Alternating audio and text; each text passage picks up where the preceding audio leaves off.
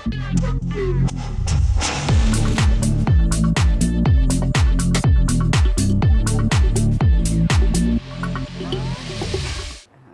warahmatullahi wabarakatuh. Terima kasih Yang Berhormat Khalid Samad kerana hadir ke studio Sumber Kini. Okay, untuk sama-sama. Saya terus tanya soalan lah pada YB. YB sekarang dah sah dicalonkan di Titiwangsa, Parlimen Titiwangsa. Dan sebenarnya apa yang ada di Titiwangsa sampaikan YB tinggalkan Shah Alam? Sedangkan kita tahu di Shah Alam YB ada kekuatan yang cukup 3 penggal menang di Shah Alam tu. Baik, Assalamualaikum warahmatullahi taala wabarakatuh. Salam sejahtera. Memang betul saya dah di Shah Alam selama 3 penggal. Dan saya merasakan bahawa dalam tempoh 3 penggal itu seharusnya seseorang ahli parlimen mampu untuk membina kekuatan pelapis yang akan menggantikannya, ya. Kerana saya sendiri tidak begitu cenderunglah kepada konsep kita menang satu kawasan dan kita pegang sampai mati, ya. Kerana itu merupakan, ataupun sampai pencen lah kan, kerana itu merupakan satu tindakan yang tidak akan memberikan ruang kepada muka baru dan bakat baru dan golongan muda untuk ke depan, ya. Maka di Shah Alam selepas saya pegang selama 3 penggal, saya merasakan bahawa pelapis yang ada mampu mengambil alih, ya. Yang calon yang diturunkan kali ini, Tuan Haji Azli, dia memang merupakan sebagai protege saya ataupun pengganti bagi saya. Dia telah bersama dengan saya semasa dalam Shah Alam sejak sebelum 2008 lagi, ya. Saya menjadi Yang di-Pertua PAS kawasan Shah Alam pada masa itu, dia sebagai timbalan Yang di-Pertua PAS. Dan bila saya tidak bertanding untuk jawatan Yang di-Pertua PAS kawasan Shah Alam pada 2013, dia telah dipilih sebagai Yang di-Pertua kawasan PAS pada 2013. Pada 2016 saya keluar ramai-ramai, hampir seluruh AJK kawasan PAS, kawasan Shah Alam keluar bersama, ya. Dan kami tubuhkan amanah dan Tuan Haji Azli telah dijadikan ataupun telah dipilih sebagai ketua kawasan amanah Shah Alam. Maka sejak 2018 bila saya jadi menteri, dia menjadi setiausaha politik saya. Sebelum itu, semasa saya ahli parlimen dan Kerajaan Negeri Selangor jatuh kepada Pakatan Rakyat dan berada pada Pakatan Harapan, dia pernah menjadi sebagai ahli majlis. Ya, maka saya rasa sudah tiba masanya untuk saya beri laluan kepada dia untuk memegang jawatan sebagai ahli parlimen. Dan dia dikenali dan dia layak dan dia mampu, ya, dia berkebolehan. Sekarang ini dia bekerja dengan satu syarikat antarabangsa, ya, untuk kerja-kerja kejuruteraan. Bagi Titiwangsa pula, saya dipilih oleh parti untuk bertanding di Titiwangsa kerana kebetulan saya pernah menjadi sebagai Menteri Wilayah Persekutuan dan saya telah menangani banyak masalah di wilayah, termasuklah persoalan Kampung Baru, ya, yang mana pada ketika ianya ditawarkan, kerajaan nak beli tanah Kampung Baru itu daripada pemiliknya dengan harga 1,000 kaki persegi, kita telah mendapat persetujuan 600% daripada pemilik, ya, 60%. Kita telah mendapat persetujuan 60% daripada pemilik untuk menjual kepada kerajaan, ya, dan kerajaan akan membangunkannya, ya. Dan sekarang ini dilihat bahawa Kerajaan Barisan Nasional dan Perikatan Nasional sebelum itu telah membawa satu pendekatan yang lebih katakan keras, di mana mereka menawarkan untuk Kampung Sungai Baru, iaitu satu kawasan yang di pinggiran Kampung Baru itu, yang ditawarkan harga 400 hingga 500 kaki persegi, separuh daripada apa yang saya tawarkan. Dan bila penduduk tidak setuju, mereka menggunakan akta pengambilan tanah.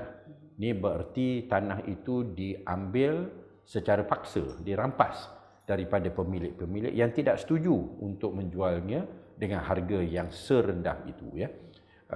Oleh kerana itu, parti menganggap bahawa saya mempunyai potensi untuk mendapat sokongan daripada pengundi di kawasan Titiwangsa kerana Kampung Baru berada dalam kawasan Parlimen Titiwangsa. Yang ketiga, atas sebab prestasi bola sepak, ya, iaitu saya sebagai Presiden KLFA, dan pasukan bola sepak KL telah mencatatkan prestasi yang terbaik selama 32 tahun sejarahnya, ya. Ini menjadi sebagai juara Piala Malaysia pada tahun lepas, dan untuk tahun ini pula masuk dan layak ke final Piala AFC, ya. Ini merupakan walaupun kalah, tetapi ini merupakan satu prestasi dan kejayaan yang amat membanggakan, dan kita kekal di Liga Super untuk 2 tahun, ni masuk 3 tahun yang berturut-turut, ya, kerana pada asalnya kita daripada Liga Perdana bila saya ambil alih, dan pada 2021 kita masuk ke Liga Super dan menang jadi juara Piala Malaysia, dan pada 2022 kita masih lagi dalam Liga Super, dan 2023 kita layak terus kekal lah dalam Liga Super kerana kita kekal di nombor 6, ya. Maka prestasi pasukan bola sepak KL City pun menjadi satu kebanggaan, dan oleh kerana itu dianggap bahawa saya ada peluang untuk menang di kawasan Titiwangsa. Kebetulan bila saya bawa isu Kampung Baru ni, ada yang orang kata awak ni kawasan Shah Alam, ya, apa awak nak campur hal kawasan lain, so sekarang ni bila saya jadi calon di Titiwangsa dan sekiranya saya menang, tak ada orang lah boleh kata ni saya campur dalam kawasan orang, bukan kawasan sendiri, ya. Nombor dua, begitu juga dengan KL City.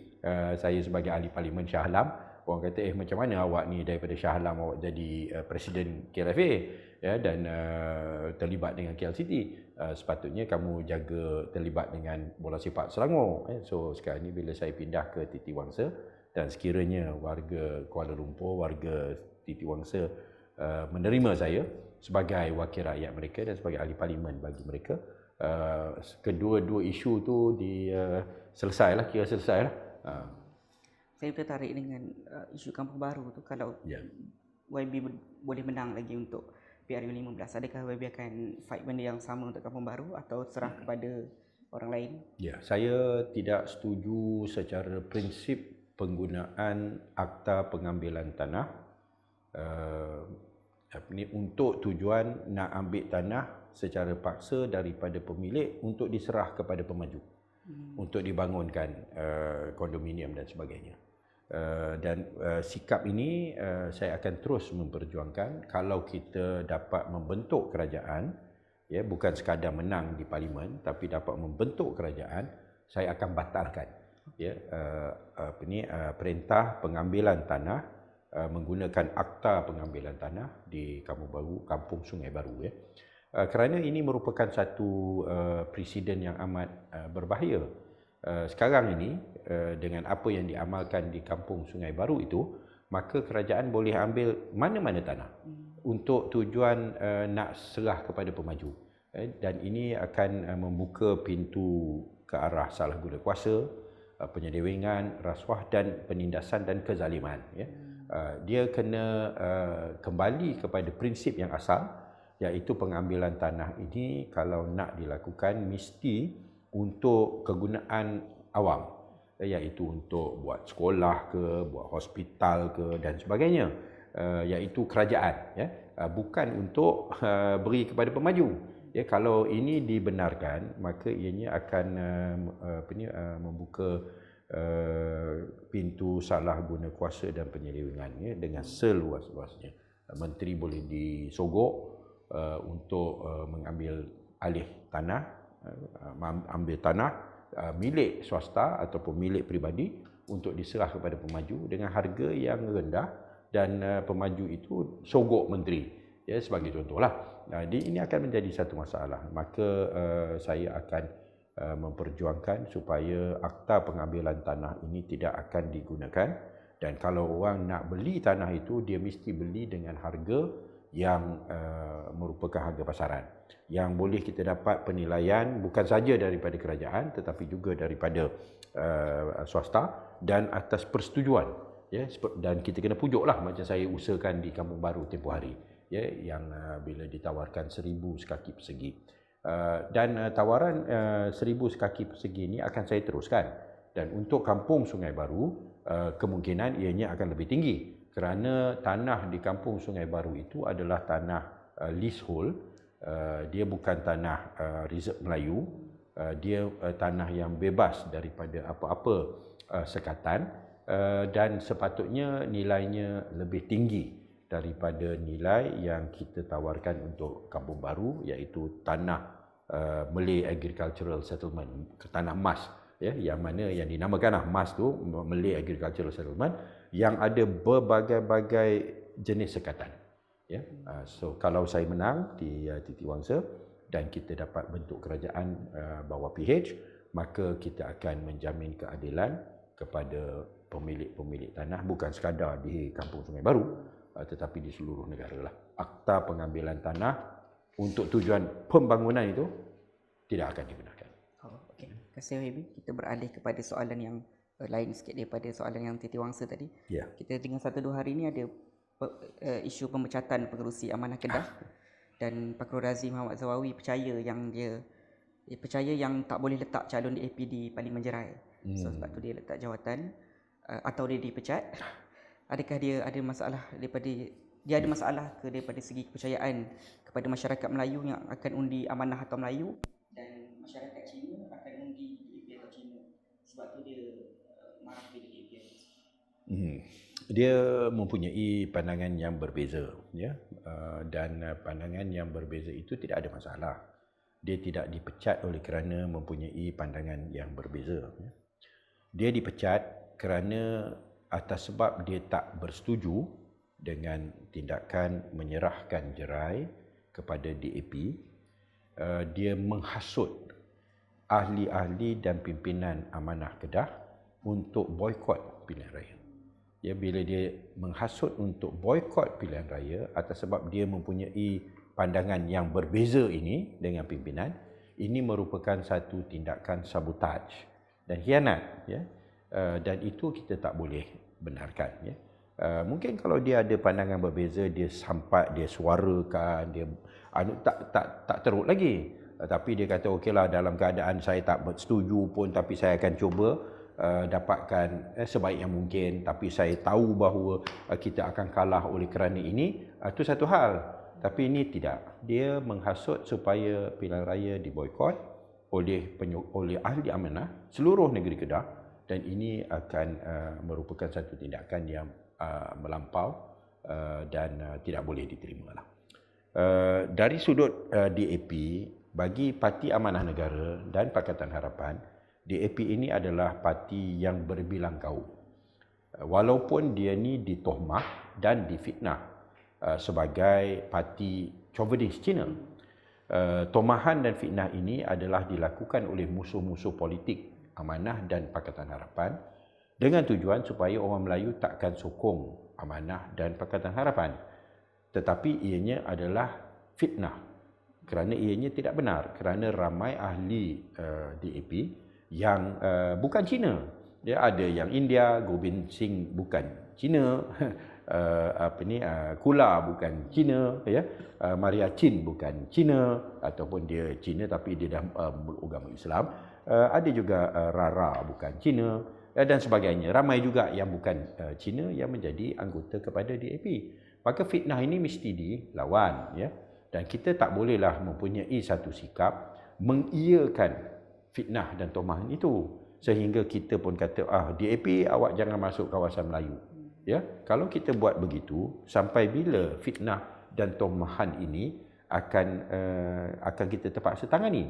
Sedangkan kalau kita membantu DAP untuk mengatasi masalah fitnah dan tomahan ini, dan mereka dapat membebaskan diri mereka daripada stigma kononnya parti Cina chauvinis, maka ianya akan membantu kita semua. Kerana selagi mana stigma itu dan fitnah itu lekat, ianya akan menjadi masalah untuk kita hadapi.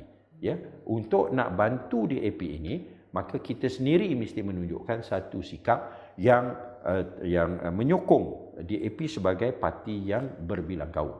Ya, saya ingat lagi Tun Mahathir, dia menyatakan dia pergi kepada Persidangan Agung tahunan MCA, mereka bercakap dalam bahasa Mandarin. Dia pergi ke Persidangan Agung tahunan MIC, mereka bercakap dalam bahasa Tamil. Dan dia sangat terkejut. Dia pergi kepada Persidangan Agung DAP, mereka bercakap dalam bahasa Melayu ataupun bahasa Malaysia. Ya. Tapi mereka ini, DAP ini, yang ditohmah dan difitnah sebagai parti chauvinis Cina. Sedangkan ahlinya pun bukan semuanya Cina, seperti mana yang saya sebutkan tadi. Maka tohmahan dan fitnah ini mesti ditangani.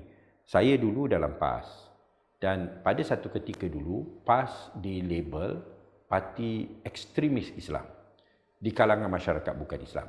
Itu diusahakan oleh MCA dan MIC supaya DAP tu bila dia bekerja sama dengan PAS, maka dia akan ditemplak sebagai parti yang bekerjasama dengan parti agama ekstremis.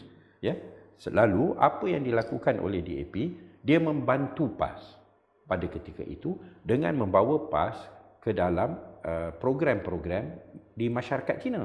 Dan pada masa itu mulalah kita berceramah di kalangan masyarakat Cina buat majlis makan malam dan sebagainya, dan kita hadir, orang PAS dengan berjubah, dengan berkopiah dan sebagainya, kita berceramah, dan orang Cina terima PAS akhirnya pada ketika itu sebagai satu parti Islam yang moderate, ya, yang sifat pertengahan, yang tidak ekstrim. Ya, kita hanya dapat melakukan itu apabila DAP membawa kita ke tengah-tengah masyarakat Cina untuk berinteraksi dengan masyarakat Cina. Maka masalah yang sama dihadapi oleh DAP, yang kita berkewajipan untuk membantu mereka. Seperti mana mereka bantu kita dulu. Ya, sehingga orang kata PAS for all. Cina dan bukan Melayu pun dah mula pakai t-shirt PAS. Bawa bendera PAS dan sebagainya. Ini semua hasil daripada kerjasama dan bantuan daripada DAP. Mau tak mau kita kena akui. Ya, sambil MCA dan MIC menyerang kita, tetapi oleh kerana kita dapat berinteraksi dengan masyarakat Cina dan India secara direct, maka orang Cina, orang India, orang bukan Islam boleh terima PAS. Pada ketika itulah, sekarang ni PAS dah balik-balik dah jadi Melayu, chauvinis Melayu pula. Ya. Begitu juga dengan DAP. Peluang untuk masyarakat DAP peluang untuk parti DAP berinteraksi dengan masyarakat Melayu amat sangat diperlukan supaya dia boleh buang imej sebagai parti chauvinis Cina. Jadi di Jerai, mereka menurunkan seorang calon yang bernama Zul Hazmi, iaitu orang yang Melayu yang bekas ahli PAS, ya. Zul Hazmi ini seorang peguam, dan dia juga bekas pegawai khas pada saya semasa saya Menteri Wilayah Persekutuan. Ya, maka bagi saya calon yang dipilih ada Melayu yang beragama Islam, yang Melayu yang ialah Melayu, ya, dan ianya tidak merupakan satu masalah, tetapi diwar-warkan, dikecoh-kecohkan, oh ini DAP dan sebagainya. Tetapi hakikatnya DAP adalah parti berbilang kaum. Mereka inginkan satu pentadbiran yang bersih daripada rasuah. Mereka nakkan supaya perkauman itu dipinggirkan, semangat perkauman politik dipinggirkan. Mereka inginkan adanya ketelusan dalam pentadbiran. Mereka inginkan pertanggungjawaban dan sebagainya, yang merupakan prinsip-prinsip politik yang boleh kita terima. Ya, boleh kita jauh lebih baik daripada prinsip-prinsip politik yang diperjuangkan oleh UMNO dan Perikatan Nasional, PAS ke Bersatu dan sebagainya. Jauh lebih baik daripada prinsip-prinsip politik yang dibawa oleh mereka, walaupun mereka Melayu Islam. Maka bagi amanah, kita lebih selesa bekerjasama dengan DAP kerana matlamat politik dan falsafah politik sama dari segi pelaksanaan, dari segi pentadbiran dan sebagainya. Nakkan pentadbiran yang bersih, good governance, ya. Dengan UMNO minta maaf lah. Dengan PAS, dengan Bersatu pun lebih kurang je. Dia tak kisah, walaupun perompak dia boleh sokong asalkan Melayu Islam. Corak politik yang macam tu kita lawan, kita tak setuju. Ya, so inilah kisahnya. Pemecatan saudara Fakhurul Razi, kawan baik, kawan lama saya, ya, kawan baik saya, terpaksa kita lakukan kerana dia mengambil tindakan yang melampaui batas, mengambil tindakan nak sabotaj, ya, nak khianat, ya, sehingga nak benarkan Barisan Nasional ataupun Perikatan Nasional menang di Kedah. Kerana apa? Kerana tak setuju letak calon DAP di Jerai. Itu pandangan awak. Kita hormatlah pandangan, ya. Itu pandangan awak. Mungkin awak betul, dia kata letak calon dekat Jerai tu habis Kedah akan kalah, ya. Tindakan yang awak buat bukan membantu, ya, menjadikan lebih teruk, ya. So itulah amat malang. Saya pun cukup sedih, tetapi tindakan itu perlu diambil untuk menentukan bahawa walaupun berbeza pandangan, jangan kita khianat dan jangan kita sabotaj parti. Ya. Okay.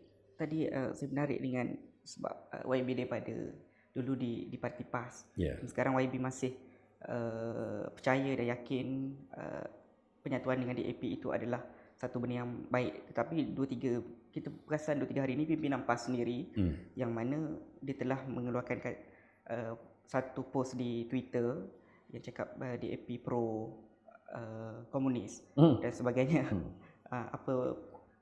Sebagai orang lama dalam PAS yang bermula dari PAS dan ke Amanah, sekarang apa pandangan YB terhadap pimpinan-pimpinan utama yang menggunakan isu-isu macam ni lagi? Ya.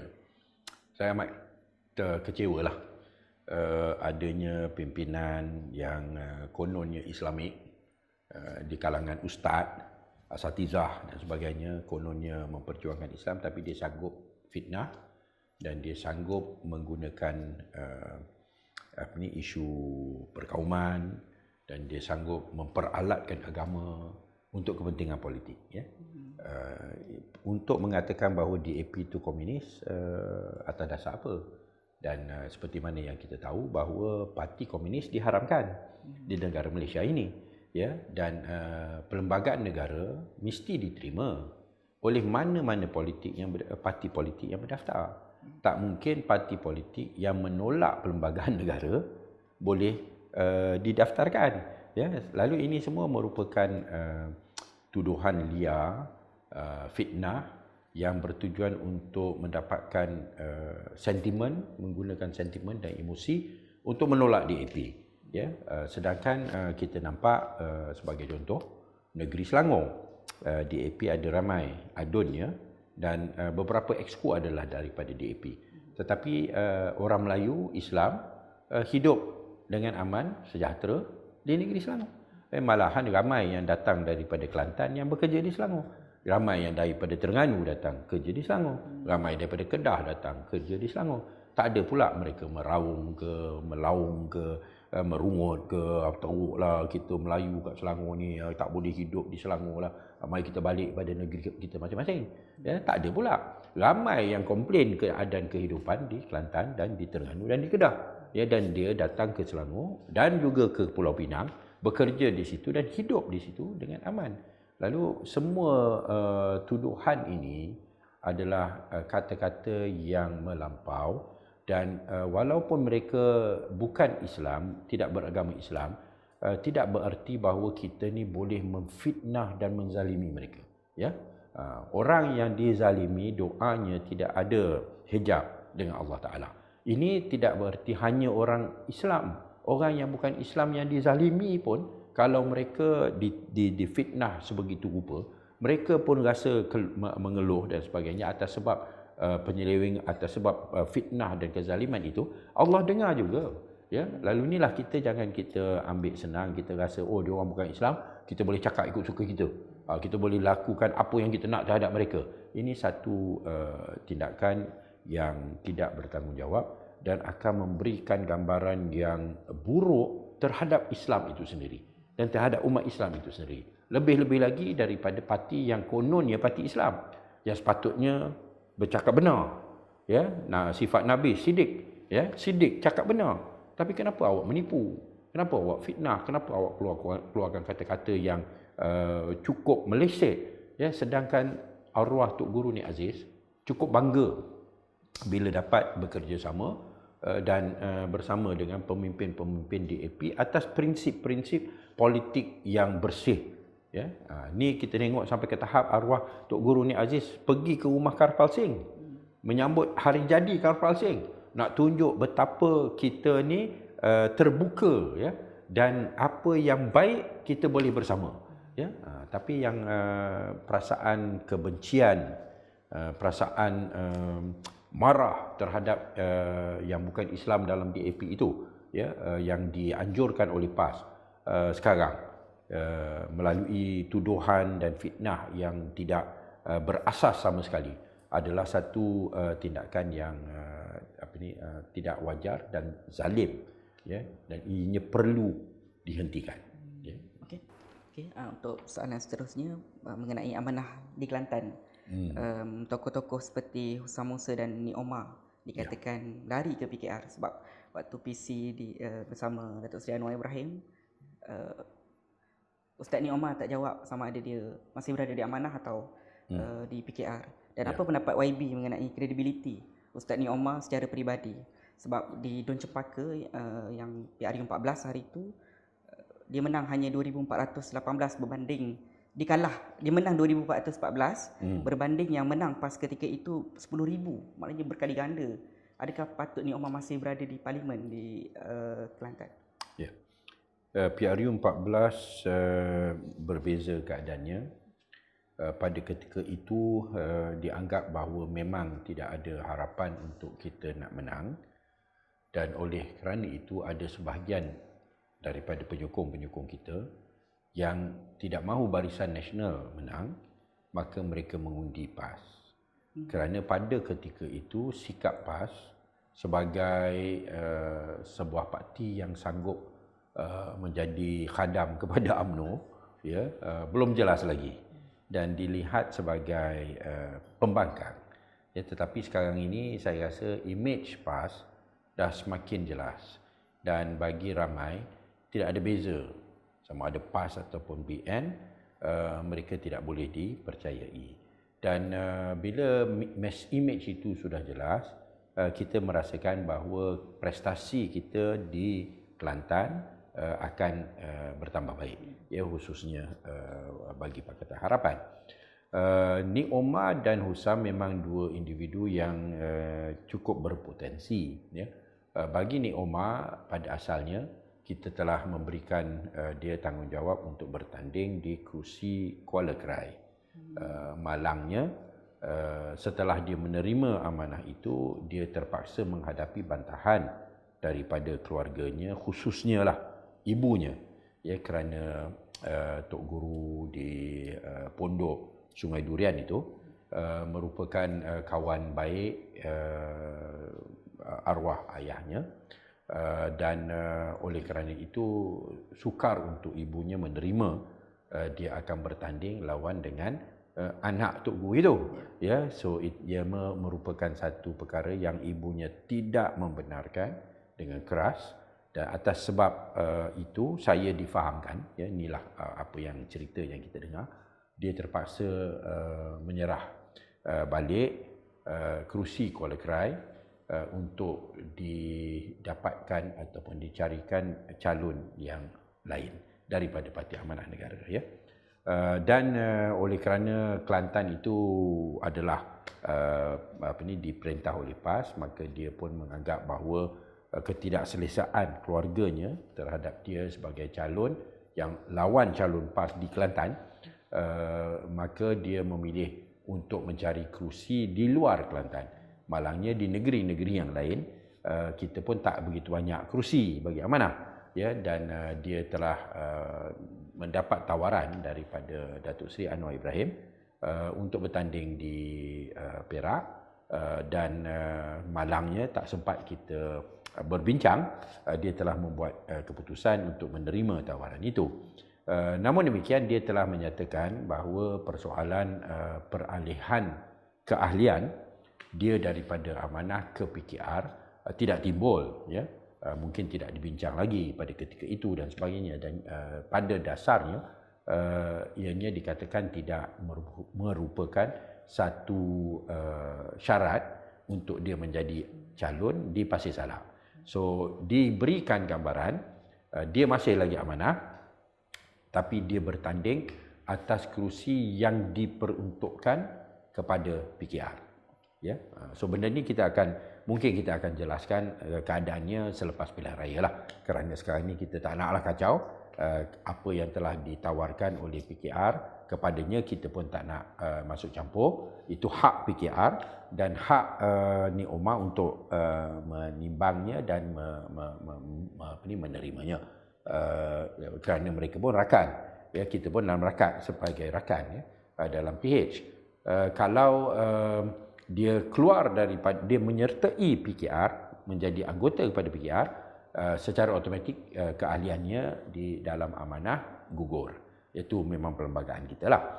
Tetapi buat masa ini kedudukan dia belum jelas lagi. Mungkin benda ni akan timbul bila selepas pilihan raya. Kalau sekiranya dia menang, mungkin dia akan terpaksa membuat pilihan. Dia nak ikut amanah ataupun PKR. Kalau dia tak menang, mungkin isu tu tak akan timbul. Ya? Itu pertama. Begitu juga dengan saudara Husham. Ya? Dia pun telah tidak dapat kita tawarkan kerusi untuk bertanding di Kelantan, kerana di Kelantan ini ada masalah faction, ada masalah perbalahan, dan untuk kita nak redakan persoalan perbalahan ini, kita tidak menerima Husham sebagai calon di Kota Baru. Namun timbalannya, iaitu Dr. Hafizah, telah diterima, ya, dan ianya dianggap sebagai calon kompromi di antara dua kumpulan, ya. Tetapi di Pasir Mas, PKR mungkin menganggap bahawa dia merupakan calon yang baik, yang berpotensi untuk menang, dan mereka telah membuat keputusan untuk meletakkannya di Pasir Mas. Persoalan keahliannya dengan amanah dan PKR pun masih lagi kabur, dan benda itu pun kita tak perlulah kita nak tangani sekarang, biarlah kita tumpu kepada pilihan raya yang akan datang, hanya beberapa hari lagi, dan persoalan ini akan diselesaikan dengan mudah. Kalau dia masuk menyertai PKR, dengan sendirinya keahliannya di amanah akan gugur. Kalau dia tidak menyertai PKR, dia boleh kekal sebagai ahli amanah, hanya dari segi proses untuk penerimaan sebagai calon daripada untuk kursi, nak bertanding kursi yang telah diperuntukkan kepada PKR itu, mungkin itu perlu dipikirkan dan diselaraskanlah bagi pandangan parti. Kerana dalam parti ini perlembagaan kita tak jelas. Yes, kalau kamu nak bertanding di satu kursi atas yang telah diperuntukkan kepada parti lain, tapi tak pakai lambang dia, pakai lambang PH, ya, yang mana kita pun adalah sebahagian daripada PH, amanah pun sebahagian daripada PH. Lalu dari sudut peraturan dia dan undang-undang dia tak jelas. Ya, mungkin kita akan perlu perjelaskan untuk mengemaskinikan perlembagaan kita dan peraturan-peraturan kita. Tapi buat masa ini, biarlah kita lalui pilihan raya itu dulu. Okay. Soalan seterusnya mengenai Cangkat Jom. Cangkat Jom. Amanah mengumumkan mencalonkan Dr. Mohamed Sulam di Cangkat Jom. Yeah. Beberapa jam kemudian, DAP umum calon dia balik, Badrul Hisham Badarudin. Sebenarnya apa yang berlaku dalam perbincangan Pakatan Harapan? Okey, dia ni beginilah. Bila ada kerusi yang bertindih, dia perlu dirujuk kepada Majlis Presiden ataupun top 4 lah. Setiap presiden parti akan duduk dan selesaikan, ya. Bila perundingan itu tak selesai di peringkat negeri, maka ia naik ke peringkat nasional. Kalau tak selesai juga di peringkat nasional, maka akhirnya dia pergi kepada 4 presiden itu untuk nak selesaikan di antara mereka, ya. Kadang-kala bila perundingan ni tak selesai, nak di preempt, ya, nak di preempt, ya. Satu-satu pihak dia nak supaya dia tak selesai lagi, tapi dia nak tentukan bahawa dia dapat juga, so dia umumkan dulu. Tu ni dia punya taktik lah. taktik yang biasalah kita nampak kadang-kadang dalam pilihan raya macam-macam ni taktik timbul ya. So Amanah Perak dengan penuh keyakinan pasal kita dah setuju kalau Cangkat Jong itu dapat pada kita, maka calonnya adalah Sipolan bin Sipolan. Maka dengan cepat mereka umumkan bahawa Sipolan bin Sipolan adalah calon Parti Amanah Negara di Cangkat Jong. Sedangkan dia pun tahu benda perundingan itu sedang berlaku. Harapan mereka ialah dengan tindakan itu, maka ianya akan diserahkan kepada Amanah. Malangnya DAP dia tuntut. Okey, DAP ni dalam soal tuntutan ini seperti mana di Kedah, dibincangkan kerusi yang telah diserahkan kepada Bersatu pada PRU 14. Okey. So kalau tak silap saya di Perak ada di peringkat DUN ada dalam 14 kerusi DUN kalau tak silap saya yang telah ditandingi oleh Bersatu pada pilihan raya yang ke-14. Maka bila dirundingkan 14 kerusi ini, DAP kata takkan kami tak dapat walaupun satu. Itulah timbul isunya. Ya. So akhirnya DAP kata kami dah bertanding 18, semua 18 kami dah menang. Ya. Ni nang ada 14 lagi kerusi yang Bersatu punya yang dirundingi, bagilah kami satu. Ya. Itu je isu je. Tapi bagi Amanah dengan PKR, mungkin Amanah dia menganggap bahawa kerusi Bersatu ini adalah antara Amanah dengan PKR. Bagi Amanah Perak lah, mungkin dia beranggapan begitu. So bila dirundingkan kerusi Bersatu ini, Amanah menganggap bahawa Cangkat Jong itu adalah satu kerusi yang berpotensi dan perlu diberikan kepada Amanah. Ya. Kerana DAP dah ada 18. Ya, maka janganlah nak ambil kerusi yang ada potensi. Ya, tapi DAP punya pandangan, kami dah ada 18, kami dah menang. Takkanlah tak nak beri kami satu, dan berilah satu kerusi yang ada harapan yang boleh dimenangi. Ya, itulah dia punya. So orang tengok daripada sudut yang berbeza, tapi yang pengumuman calon yang lebih awal itu adalah satu, saya anggaplah taktik untuk preempt, untuk nak tuntut lebih awal, ya, supaya dengan itu mungkin pihak pengurusan ataupun kepimpinan akan rasa alahai dia ni dah umum, kami dah sebut salah, tak apalah bagilah pada dia, macam tu. Tapi tidak berlaku begitu, ya. So sepatutnya lah jangan ada pengumuman sehingga selesai. Ya, taktik preempt ni menimbulkan banyak masalah. Ya. So walaupun mungkin dianggap berkesan, akhirnya terbukti tidak berjaya. Soalan seterusnya, Rafizi Ramli cakap Tun Mahathir, penyertaan Tun GTA ke dalam Pakatan Harapan sebenarnya tak tarik pun undi Melayu.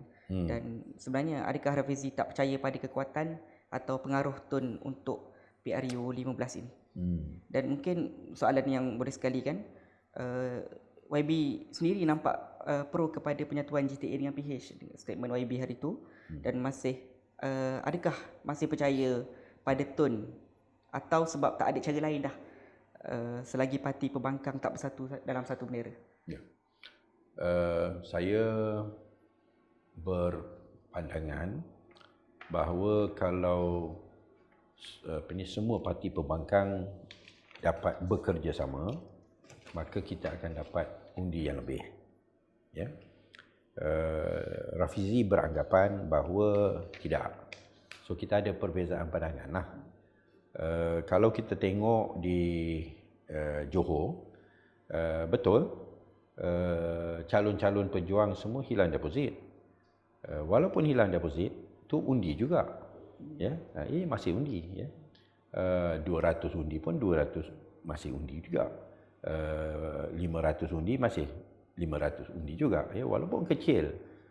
Dan bagi pandangan saya, sebaik-baiknya ianya ada kerjasama supaya tak timbul keadaan banyak penjuru. Ya.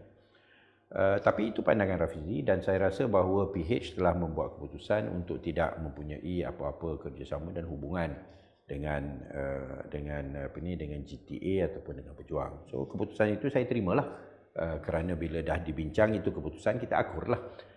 Hanya untuk mengatakan bahawa tidak ada sumbangan undi Melayu ni, saya rasa mungkin secara akademik ianya tidak tepat. Pengalaman saya lah di Shah Alam, ya. Ini banyak kali saya dah sebut, ya. Dalam penghujahan saya pun saya dah sebut, ya. Pada PRU ke-13 saya telah menang dengan majoriti di Shah Alam 11,000. Pada ketika itu saya bertanding sebagai calon PAS. Okay. Majoriti saya 11,000, calon PAS di bawah Pakatan Rakyat, pakai lambang PAS. Pada PRU 14, PAS bertanding secara berasingan. Dia mendapat 15,000 undi. Maka majoriti saya habis. Sepatutnya saya kalah. Tetapi didapati saya menang. Dan saya menang kerana undi UMNO BN telah merudum daripada 38,000 ke 22,000. Mereka kehilangan 16,000 undi. Ya. Dan undi 16,000 undi itu telah datang pada saya sebagai calon PH. Okay. Kita boleh berhujah 16,000 undi yang merudum daripada BN tu kenapa? Ya, mungkin ada pandangan tak ada kena-mengena dengan Tun. Ya, Tun bersama dengan PH itu kebetulan. Itu satu pandangan lah. Tak apalah tu. Ya. Tapi bagi pandangan saya, kalau tak keseluruhan 16,000 itu sekalipun, takkanlah tak ada satu pun. Ya. Kalau kita dengar cara orang cakap tu, tak ada walaupun satu. Ya. Saya rasa itu satu analisa yang tidak tepat. Ya. Namun demikian, dan fenomena itu bukan berlaku hanya di Shah Alam, di semua kerusi. Kalau kita tengok bila PH bertanding tempoh hari di PRU ke-14, kita dapati bahawa undi BN telah jatuh, merudum. Saya beri contoh, bukan sekadar tadi yang saya beri contoh adalah di Shah Alam, tapi kalau kita tengok di Permatang Pauh sekalipun, ya, bagi Permatang Pauh, undi BN pada 2013 adalah 25,369. Pada 2018, PAS telah bersendirian dan undi BN pula daripada 25,000 jatuh ke 19,866. Ya. Anwar dia dapat pada 2013 dia dapat 37,000 lebih lah. Tu termasuk dengan 14,000 daripada PAS. Ya, tapi bila 14,000 tu keluar undi PAS, undi Nurul Izzah dapat kekal 35,000 dan undi BN jatuh sebanyak 6,000 lebih. So, yalah, mungkin tak ada kena-mengena dengan Tun. Kita tak dapat tanyalah kan. Tapi saya rasa bila undi BN ni lari, sikit sebanyak adalah hasil daripada Tun. Ya. Kuala Selangor, BN pada 2013 dapat 27,000 undi. Pada 2018, BN merudum 21,000, hilang 6,000 undi. Ya. PAS pula lari 8,000. Zul pada 2013 telah kalah dengan undi atas lambang PAS. PAS 8,000 undi pada 2018, undi calon PAS. Tapi Dr. Zul menang kerana BN pun jatuh, ya, dan sokong PH, calon PH. So kalau kita nak buat satu penilaian akademik, saya rasa untuk mengatakan langsung tidak ada sokongan dan sumbangan itu adalah tidak tepatlah sebagai secara akademik lah. Tetapi tidak bererti bahawa kita tak boleh menang tanpa Tun. Ya, hanya bagi pandangan saya, ini bukan soal Tun, ya.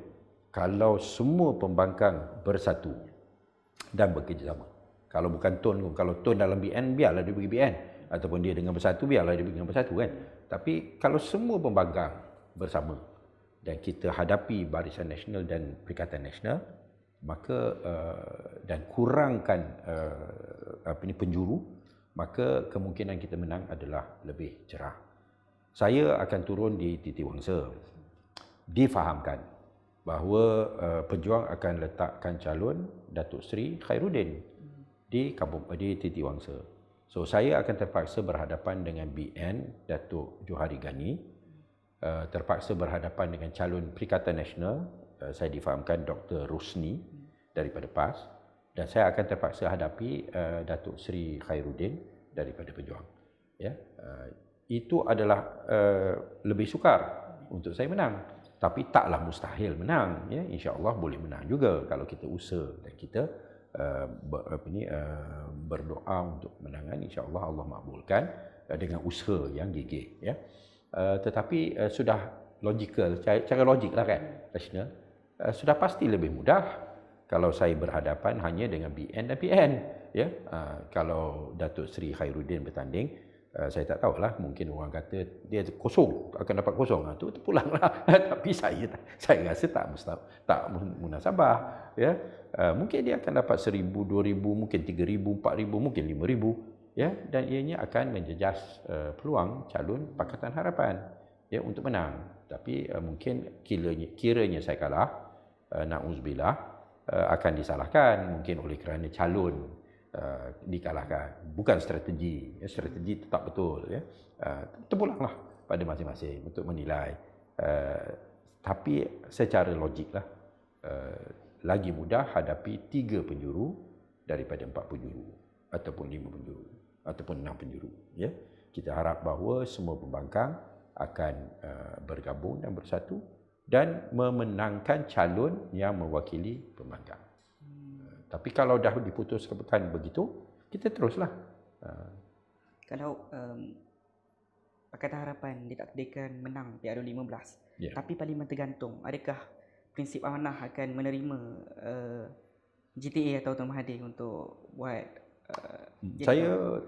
saya tak rasa bahawa GTA ni akan menang. Okey. Ini janganlah ingat saya ni kata Tun dia akan menang lah. Tak. Saya tak rasa dia akan menang. Hanya apa yang akan berlaku ialah pecah undi pembangkang. Maka kita tak dapat menang sebanyak mana yang mungkin kita menang, ya. Mungkin katakan Titiwangsa, kalau Datuk Seri Khairuddin tak turun, mungkin saya boleh menang. Tapi bila dia turun, maka undi pembangkang pecah, maka kita akan kalah. Ya, saya kalah, ya. Sebagai contoh, dalam keadaan itu ianya akan timbul keadaan di mana kita terpaksa berhadapan dalam suasana PH ada kursi tapi tak cukup untuk bentuk kerajaan. Pada ketika itu kita kena tengoklah apa yang dapat kita lakukan. Hanya kemungkinan besar ialah BN akan cari rakan yang selain daripada Pakatan Harapan, ya, untuk membentuk kerajaan. Dan dalam suasana itu kita tak tahulah apa yang boleh berlaku. So kita, apa kata pepatah Inggeris, cross the bridge when we come to it. Saya tak nak meramalkan apa-apalah buat masa ini, ya. Itu keputusan akan dibuat pada ketika itu. Okay. Tadi keluar berita mengenai Mazlan Aliman kata calon amanah begitu lemah untuk PRU15. Hujahnya kata amanah lemah menangani rundingan kerusi yang telah menimbulkan rasa tak puas hati dalam kalangan ahli dengan penyokong. Dan menurut Mazlan, dia kata kena buat rundingan semula untuk Tanjung PI yang calonnya ialah muda. Apa pandangan YB? Ya, itu pandangan Mazlan dan saya ucapkan terima kasihlah. Memang kita telah berunding dan kita telah berusaha untuk mendapatkan Tanjung PI, ya. Tetapi atas sebab-sebab yang tertentu kita telah bersetuju, akhirnya PH serah kepada muda, ya. Sekarang ini yang penting bagi amanah ialah untuk nak menang kerusi-kerusi yang telah diamanahkan kepadanya. Secara umum, kita telah pada PRU ke-14 kita hanya dapat dalam 35, kalau tak silap saya lah, kerusi parlimen keseluruhan, 6-nya di Malaysia Timur. Ya, maknanya di Semenanjung kita hanya dapat 29 kerusi. Ya. Ini untuk PRU ke-14. Ya. Untuk PRU ke-15, kita telah mendapat keseluruhannya 56 kerusi, ya, dan 7 di Malaysia Timur juga. Maknanya kita dapat 49 kerusi. So daripada 29 meningkat ke 49, penambahan sebanyak 20 kerusi di Semenanjung. Ya. Daripada 29, kalau tak silap saya lah, saya ingat secara secara rough, ya, secara kasar, daripada 29 naik ke 49, 20 kerusi pertambahan di seluruh Semenanjung. 20 pertambahan 20 kerusi, ya, daripada 29 tu hampir penambahan sebanyak 100%, hampir 100%, ya. Saya tak tahulah, ya. Jawatan kuasa perundingan kerusi telah berusaha untuk berunding. Kita juga telah bersetuju, kita secara PH telah bersetuju untuk bersama dengan muda supaya nak kurangkan penjuru yang saya sebutkan tadi, walaupun tidak dimasukkan pejuang dan GTA, tetapi alhamdulillah dipersetujui paling kurang muda. Kuranglah penjurunya. Dan apa yang kita lihat, jumlah yang ditetapkan untuk amanah adalah sangat mencabar, dan kita kena tumpu untuk nak menang kerusi yang telah diserahkan kepada kita. Ya. Soal kerusi yang tak diserahkan kepada kita tu satu hal, mungkin sepatutnya kita dapat, tetapi selepas dah diputuskan, maka kita kena tumpu untuk menang kerusi yang diserahkan kepada kita, yang jumlahnya adalah hampir 100% lebih yang bertambah 100%, ya, hampir, ya, tambahan hampir 100% berbanding dengan PRU ke-14. Ya. Ini satu jumlah yang cukup mencabar, dan saya ucapkan tahniah, ya, walaupun saudara Mazlan rasa tidak puas hati. Saya rasa perlu saya ucapkan tahniah kepada jawatan kuasa perundingan kerusi yang telah capai jumlah pertambahan yang peningkatan hampir 100% itu. Ya. InsyaAllah kita menangkan yang mana yang diserahkan pada kita, dan kita bantu rakan-rakan kita dalam kerusi-kerusi yang diserahkan pada mereka. Okey. Itu saja untuk soalan ni. Okey, terima kasih. Baik, sama. Terima kasih.